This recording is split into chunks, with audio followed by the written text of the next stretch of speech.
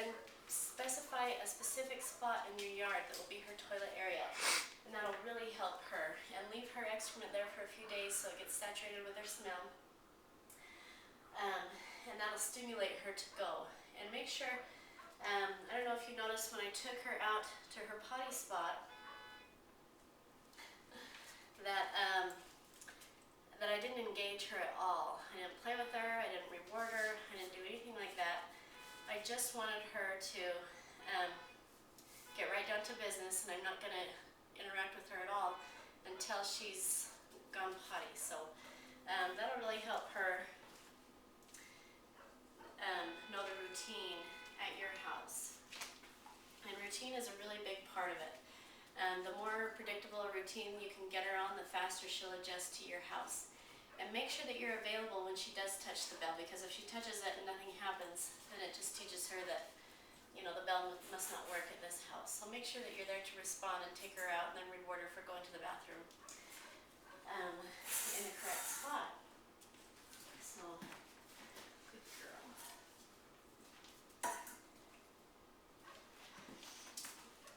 So back to the manners. Let's see, we've talked about sitting for greeting. Good girl.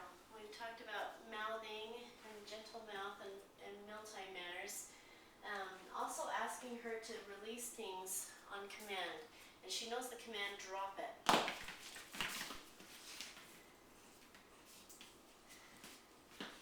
Good girl, drop it. Drop it.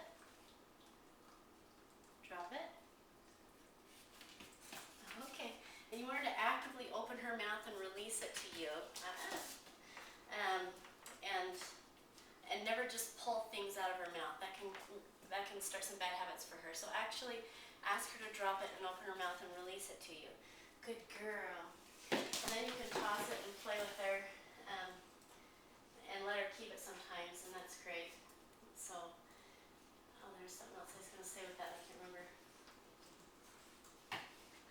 Anyway, and we use toys a lot for motivation while we're training. You don't always have to use food, but always try to make it worthwhile. Well, while I'm on that point, I just want to explain really fast. You'll notice that I do reward a lot while I'm giving commands and while I'm working with her. And the first couple of years I was training, I really struggled with that because I felt like they were getting kind of treat spoiled. Because when I had food on me, they were very attentive and very obedient. And when I didn't have food on me, sometimes they would completely ignore me. But what I found now, taking dogs up through advanced obedience, is the more consistent you are at rewarding in a meaningful way, which food is just kind of a no-brainer because food is a primary motivator for dogs. For about the first 8 to 12 months of age, the more easily you can transition out of it at that point. For example, my personal dog, she loves her toys. My personal dog is about 5 years old now, and he gets a food reward maybe once a week anymore. But he still does what I ask him to do the first time, every time, just because it's what we do. And because his relationship with me has developed to a point that he just responds. And I still reward him every once in a while to say thank you and to let him know that that's what he's supposed to do. But in contrast, if you're very inconsistent or if you're very predictable about when you are and are not going to reward, then they do learn to develop an on-off switch, kind of. And so they have to think about it every time. If you reward them every single time, they get to where they don't even think about it anymore, and it kind of drives that behavior into an automatic behavior, kind of like a muscle memory, to the point where when you give a command, their body will respond to you before their mind even has a chance to process it. But if you're inconsistent or very predictable about when you're going to reward, then they'll learn to think about it every time. Is it worth it this time? You know, do I want to follow through? Or is it going to be funner to chase this cat or do whatever else I want to do? So make sure you're rewarding really, really consistently. It'll be a huge investment over their lifetime. So, okay, I'm going to go ahead and continue on with the obedience commands. I'm going to show you come, sit, stay, down, down, stay, crate, drop it, watch me, and go to bed. Let me grab my bed.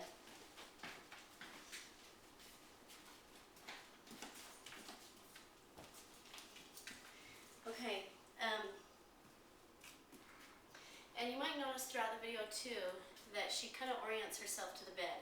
And that's something we really worked on too. The bed and the crate. We really reward them for going to both of those places because we want them to feel comfortable there, and we want them to associate that as being their spot, to where they feel really comfortable just going there and lying down. So whenever we give her like a bone to chew or a toy to chew or something, we'll take them to the bed and have them chew it on their bed.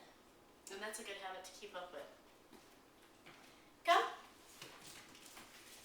Sit. Good girl. There's 3 hand signals that she's been taught. Make it a little closer so you can see better.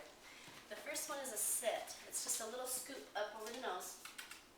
Sit, just like that. Good girl. The next one is a stay. I just make my hand like a stop sign. Stay.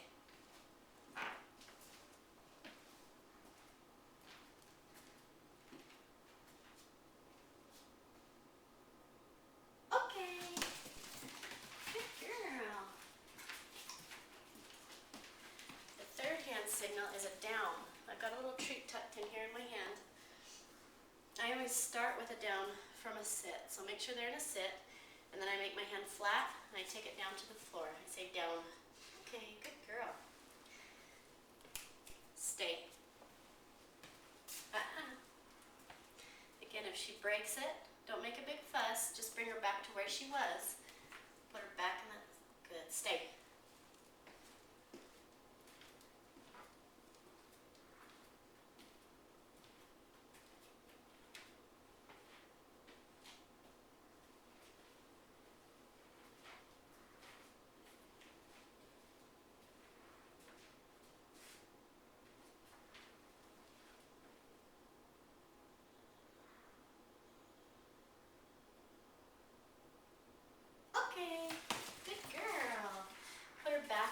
That she was in where she broke the stay, and then make sure you follow through. If she just starts falling apart and gets frustrated, ask for a couple of really short stays to build up her confidence again and let her know that she understands what's going on. She just needs to wait for that verbal release, and then ask for another nice long down stay. While we're talking about down stays really fast, down stays can be a really, really handy tool for you. Easily within their first year, you can get them to where they'll do a 1 or 2 hour downstay on their bed with heavy distractions, and that's really handy if you have company around that don't like dogs or whatever. So something that I would recommend is that if your family or if you have a natural downtime every day, like you watch a show or you do homework or read or whatever, go ahead and put her bed next to where you spend time having some downtime during the day. And ask her for an extended downstay. Start with a couple minutes, 10, 15 minutes, and build that up to a long downstay. And go ahead and have a leash attached to her right here, so that if she gets up and tries to break it and tries to walk away, then hurry and grab it and give a couple quick pops to let her know that she's supposed to stay on the bed. And then when she's completely on the bed, then reward her and praise her and give her lots of love. Anyway, to encourage her to stay there. Okay.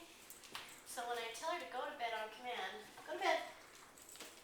Okay, good girl. I don't care what position she's in when she's on her bed, whether she's sitting, standing, or lying down.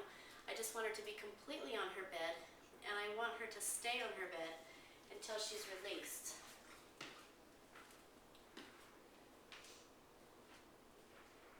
Okay. Girl.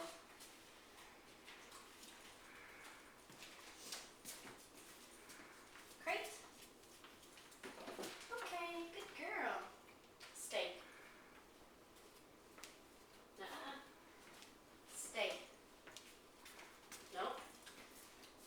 Stay. Okay, good girl. So she'll go into her crate on command. And we've spent a lot of time getting her used to her crate and getting her to where she enjoys being in her crate. We always give her something to chew or something to do when we put her in her crate, to really make that a happy place. And so a lot of time and effort has been put into that. Make sure you make good use of it. A crate can be one of the best tools for raising a puppy. It'll save you so much drama. It prevents, house training problems. It prevents destruction. Prevents you coming home from a trip to the grocery store to a chewed up couch or carpet or whatever. So, if you're just going to be leaving for a couple of hours, or if you have company over, or if the kids are having a big game and they have stuff all over the floor or whatever, go ahead and use that tool. Put her in her crate for a couple of hours. She'll totally just relax and enjoy that. It's really, really handy for you. So we've done come, sit, stay, down, stay, crate. I showed you drop it with the manners portion. The last command is watch me. Watch me. Okay. So watch me is it's one of our foundational commands. So it's one of the ones we start teaching right from the very, very beginning, and it can be one of the most important commands that she'll ever learn. It can be a life-saving command, and all you're looking for with watch me is you want her eye contact. The way dogs are designed is they're not like us. We can be looking at one thing or carrying on a conversation and be thinking about something completely different at the same time. Dogs are not capable of that. Whatever they're looking at is 100% what they're thinking about, even if it's just for a split second, because they tend to be all over the place, especially as puppies. But that's absolutely true. Wherever they're looking, wherever their eyes are, is where their attention is. So if you can get her eyes, even for a second, you're essentially able to distract her from a distraction. So, if she takes off after a cat, if you drop something on the floor, you just need her attention really, really quickly. You want to keep that command very, very strong. Let's see if I can get her attention on something else for a minute. And so you want to watch me! You want to make sure she's really snappy about it. And then you might notice too the voice fluctuation that I use.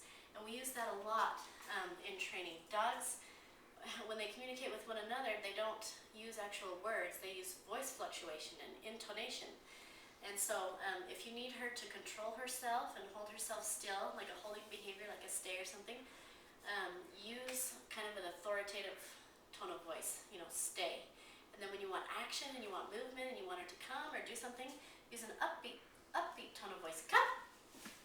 Good girl. Dogs are very, very responsive to voice fluctuation and body language.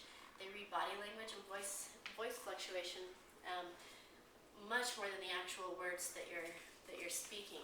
And these puppies, they've taken commands from men, they've taken commands from women, they've taken commands from children.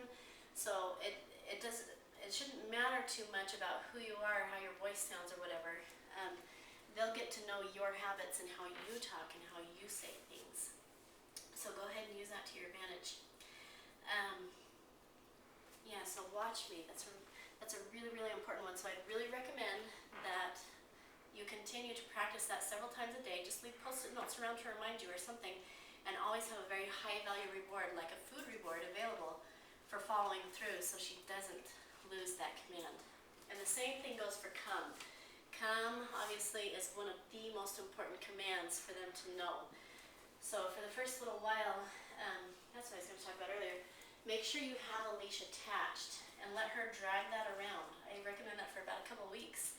And it might be a little obnoxious at first, but it gives you a tool to give her feedback on what is and is not acceptable in your home. For example, if she's trying to get on your couch, or you have certain areas of the home, like carpet, that you don't want her to be in, she's not allowed in.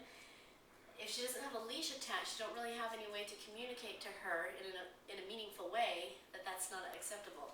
But if she has a leash attached, you can just hurry and grab the leash, give 2 quick pops. And the reason we do that is so that she knows the difference between that and just stepping on her leash or something like that. And tell her no, and redirect her to where she's supposed to be, and then give her attention and praise when she's where she's supposed to be. But talking about come, make sure you have a hold of her leash when you're introducing her to come to you, because you want to make sure that she always follows through with that. Always, always, always. And she knows come very, very well, but she also knows us. And that's an important point, is our relationship and our bond of trust is the foundation for her obedience. So make sure when you first bring her home that you really just spend the first couple days establishing that bond. and getting to know that trust. Because she may be the most well-trained, most obedient dog in the world, but if she doesn't know you and trust you, or if she's emotionally a little uncomfortable for some reason, she's not going to follow through. There's no reason for her to do that. So make sure you establish that bond first. So I kind of demonstrated a little bit of leash training going out to our potty spot. There's two kind of leash walks that we go on. There's a controlled heel, which she's been taught, and there's also a loose leash walk. The loose leash walk is basically getting from point A to point B. I don't let him wander around and sniff. I really want him to just stay close to me and pay attention to me. And there's two commands that we use when we're doing loose leash walking. When you want to go, we say, let's go, let's go. And I don't really care on just a loose leash walk, whether she's on my right side or my left side. I just want her, okay, good girl, to maintain this J shape in the leash. Okay. I want her to be responsive to my verbal commands. Okay. And I want her to pay attention to me. And you'll notice that every time she looks at me, I reward her. And I recommend doing that when you're out walking with her. And when you're outside, it's much more distracting and she's going to be looking at a lot of other things. But if you can catch her attention for just a moment, okay, and we've taught her to do this, and she looks up at you, reward her, and that'll keep her totally focused on you while she's walking. And then I do want her to sit when we stop, and if she needs a reminder, just, ask for a little sit. A controlled heel is much more intensive for a puppy. It's a lot of work and focus for a puppy. So I do that on my left side, start her in a sit, and she has to be totally glued to you and be on task. So I do heel, step, step, step, sit, step, step, step, sit, so that she doesn't have a chance to do anything else, basically. Heel. Sit, heel, sit, heel, sit. Good girl. And you notice I do lure her with treats still, and I would continue to do that. The heel is something you can build up over time. Like I said, it's a lot of work for a very young puppy, but it'll help you get past very intense distractions, like another dog or something like that. Good girl. So if you want to take her for a walk that's for her pleasure, where she can just run and play and do whatever, we'd use a different leash. Usually it's a longer leash, like a 10 or 15 foot leash, or we take her on an off-leash walk out where it's safe, in the foothills or something like that. Because we want her to differentiate that when she's on her walking leash, that she needs to pay attention, and that's different from, just a pleasure walk for her. So anyway, spend a lot of time on leash walking. That's another very foundational behavior for you. But she's done really, really well. Josie now is a wonderful puppy. I think you're really going to enjoy her. She's got a great personality. She's come a long ways, and she's done great with the training program. Good girl. We think you're going to love her.